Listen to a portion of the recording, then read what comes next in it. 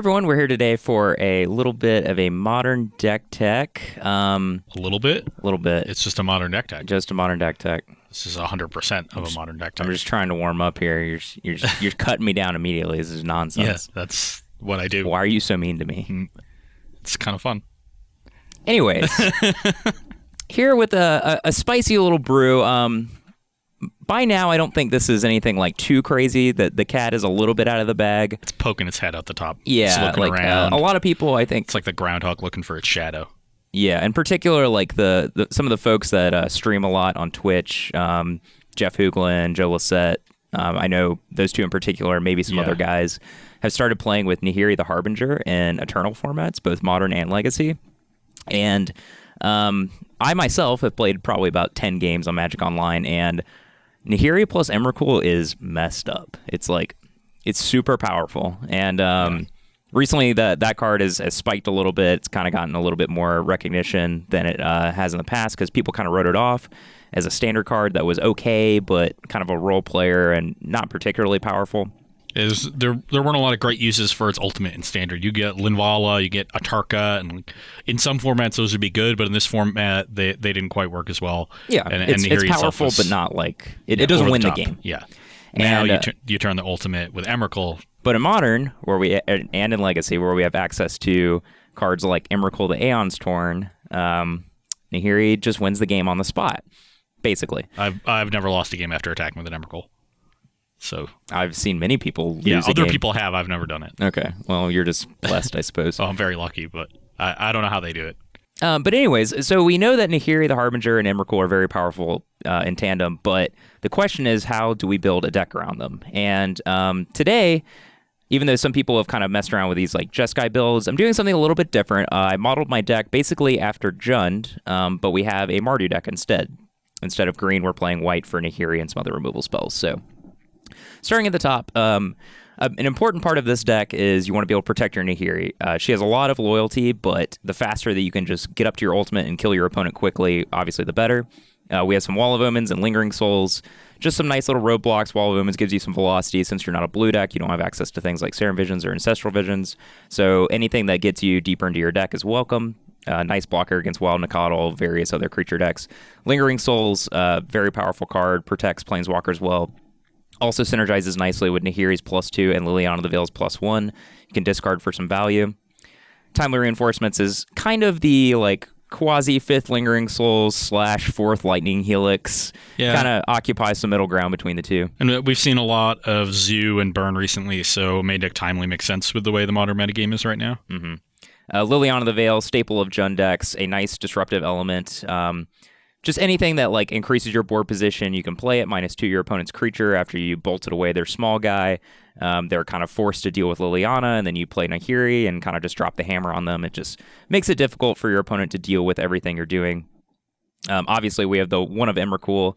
The nice thing about the Nahiri as a win condition is Nahiri is very versatile in Modern in particular because exiling enchantments and to some extent artifacts, even though a lot of the artifacts never actually get tapped, is extremely powerful. You can exile things like Blood Moon or Ley Lines or like Boggle enchantments, lots of random applications that come up.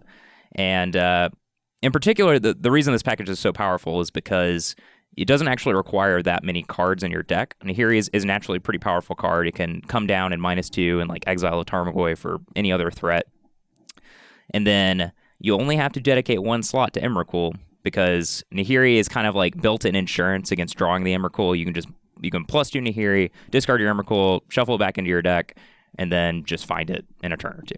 Yeah, and you can shuffle the Emrakul back in with Liliana as well, so you have even added insurance of Emrakul being a dead card. So. Right. Yeah, the turn you hit 8, if you have both Planeswalkers and you draw the Emrakul, you can discard the Liliana and then just ultimate and kill your opponent.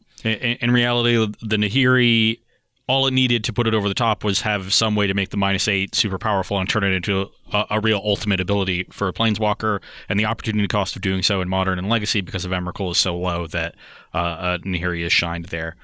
Yep. And then this row is kind of just like your standard removal suite. We got Lightning Bolt, Lightning Helix, and Path to Exile. You could certainly change the way the removal is configured. You could play some Terminates or something along those lines, but because you're kind of working towards something as powerful as Nahiri's Ultimate, you don't really care if your opponent gets some extra resources off Path to Exile, so I chose to go with the more efficient option. And Lightning Helix is a nice option against Burn and other aggressive decks just to stay alive. So that's what I have right now. It's not necessarily the best configuration, but just my starting point. I also like that the burn spells will just tend to finish an opponent off after you Emrakul them. Yeah. They're at 17 or so, you attack with the Emrakul. They're sitting there trying to recover their lost board position from the Annihilator trigger, and they're at 2, and like, you have 10 draws or something that just kill them on the spot. 1 or 2 fetch lands plus a bolt plus Emrakul is dead. Down here we have the discard suite, kind of similar to the Jund, what you would expect for Inquisition of Kozilek 2 Thoughtseize. You just want some ways to clear your opponent's like early plays, stay alive, set up your Planeswalkers. Thoughtseize in particular is nice against like big mana decks like Tron and Eldrazi. Just pretty standard stuff.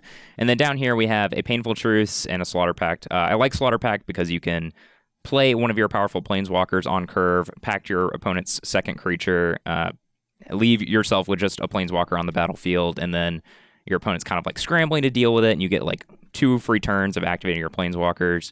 We have a Cletus in the sideboard, which I'll get to in a minute, which is really nice with Slaughter Pact. Yeah. I think it's especially important in games where you fall behind a little bit and you want to play Nahiri and -2 on a creature, and then with only 2 loyalty left, it's probably going to die to whatever they have left over. Slaughter Pact can stop that, and then you're happy to pay the 3 mana in your next turn, play a 5th land, another removal spell, plus the Nahiri, and suddenly you've caught up and you're probably ahead at that point. Right. And that's something that Terminate wouldn't be able to do, for example. I like a Painful Truce when we have like some of this incidental life gain in our deck. We have Lightning Helix, Timely Reinforcements, and then Shambling Vents in our mana base. It's just a very powerful card in these grindy matchups. Again, because we're not blue, we don't have access to like Snare Visions and Ancestral Visions, but Painful Truce is just a very powerful card that helps us dig into our Planeswalkers and our payoff cards. You've seen the Jund and Abzan decks incorporate that, usually out of the sideboard, but given that this deck has more life gain, as you said, I like the one in the main. Yep. Going to our mana base, again, pretty much just modeled after Jund, whereas they have 4 Raging Ravines, I have 4 Shambling Vents, which is, again, nice for the fact that I really want to stay alive and, have access to cards like Thoughtseize and Painful Truce to offset some of their drawbacks. Blackcleave Cliffs, best land in Modern, 4 of those, why not? And then just kind of your standard fare of fetch lands, some Ravnica duels, and then 4 basics. Pretty much just set up exactly how I build my Grixis and Jund decks, so nothing too crazy here. And then you can join us in a moment for the sideboard. All right, back here for the sideboard of Mardu Control. Starting at the top here, we have Fulminator Mage. More traditionally, we see this card paired with like Kolaghan's Command out of these black-red splash something decks. It's a nice element to both fight other grindy mid-range decks and big mana strategies, and can be recurred with Kolaghan's Command. Even though we don't have Kolaghan's Command in this deck right now because we're very creature light, especially in the main deck, I think Fulminator Mage is a little bit better than something like Molten Rain because you can just block your opponent's creature and blow up a utility land on their side and protect your Planeswalkers. It's unclear whether that's the right choice, though. But for right now, we have Fulminator Mage. Slaughter Games is a nice solution to various combo decks and just... Notably Scapeshift. Scapeshift, which has grown in popularity over the past couple weeks. Yeah. We don't have access to blue and counter spells, so this is kind of just a nice card that immediately answers their big problem stuff, and I think it's pretty good. Yeah, when you don't really have a clock or a lot of grid disruption for the matchup, you need a Haymaker, and Slaughter Games is definitely that Haymaker against a deck like Scapeshift. There are some lists that just can't win without it, the more blue heavy lists, and then with the green heavy lists, you can usually... Thoughtseize away one half of it and Slaughter Games away another half and leave them with very few outs. Yep. Wear and Tear, even though Nahiri is kind of some nice insurance against artifacts and enchantments in general, she can't exile all the artifacts because many of them are just these utility cards that stay on the battlefield and never actually become tapped. So Wear and Tear is a nice additional card against them, even though we're not a blue deck. We don't have access to Snapcaster Mage. I think it's versatile and warrants a slot. Timely Reinforcement is kind of obvious, more of the same. Where you want it's going to be good. Painful Truce, just another control, even combo when you're trying to incorporate Slaughter Games into your strategy, and Mid-Range Breaker. It's just a very powerful, high-impact card. Nihil Spellbomb, good against graveyard decks. Also has various applications against like Grixis Control because you can keep them off their Delve spells and Snapcaster Mages. Could even see a world where you're interested in boarding it in against like Tarmogoyf decks if they have a critical mass of like Kitchen Finks or something along those lines. Sure. Oh, there are various applications for having it. Soulfire Grandmasters, kind of a sweet one. I just really like this card. I have built various Mardu control decks that were more heavily slanted towards creatures and Kulligan's Command, as I noted previously. But Soulfire, I think, is more high impact than like a single Lightning Helix on my sideboard. It's just a nice thing that, like, if your burn opponent doesn't remove it, it can just run wild. Any Lightning Bolt or Lightning Helix generates tons of life gain. You can start connecting with him, deal a lot of damage, gain some life, put you out of reach. 2-drop. Something you should just expect to be very good against burn, and maybe has some various other applications. Especially good post-board when they're likely bringing out their Searing Blazes, because you don't really have targets in the main. Right. You just have this one Soulfire, and then they have to play this game. Should I leave something in so I can deal with this, or should I hope that you just don't draw it? And it's always good to put your opponents in those kinds of games. They rarely win them. Yep. Kozilek's Return. So typically we might see something like Anger of the Gods, or even like Damnation, or a harder sweeper like that, or Wrath of God, or what have you. But this deck is probably pretty vulnerable to cards like Etched Champion. So Kozilek's Return is devoid, so it has some applications against anything with protection. It also is an instant, which is pretty nice when you're trying to like set up a Nahiri on turn 4. You can clean up the board, untap, play Nahiri, and then start ticking up and get way ahead. So for right now, this card is getting the nod over those other traditional sweeper effects. Again, we're kind of just trying some stuff out. I mean, it's a metagame call. You want Anger against decks that are more Kitchen Finks. You want Kozilek's Return against more things more like Affinity, and you can't run. You can't cover all your bases in Modern. There are too many decks, so you just sort of have to pick your poison. And if you feel you're better positioned for one matchup, you might as well sideboard for the other. Notably, even though it is technically worse than Anger of the Gods against like Kitchen Finks, Voice Resurgence decks, the fact that it's an instant is pretty useful against these Collected Company strategies. So could definitely see that coming up. And then Kalitas just proved itself to be a really fantastic multi-format staple at this point. Yeah, that's the card I'm most worried about today. Yep. Since we're playing against Abzan Company, Kalitas is going to be a very powerful addition. This is a great card against like burn and aggressive decks, but also just any mid-range creature deck.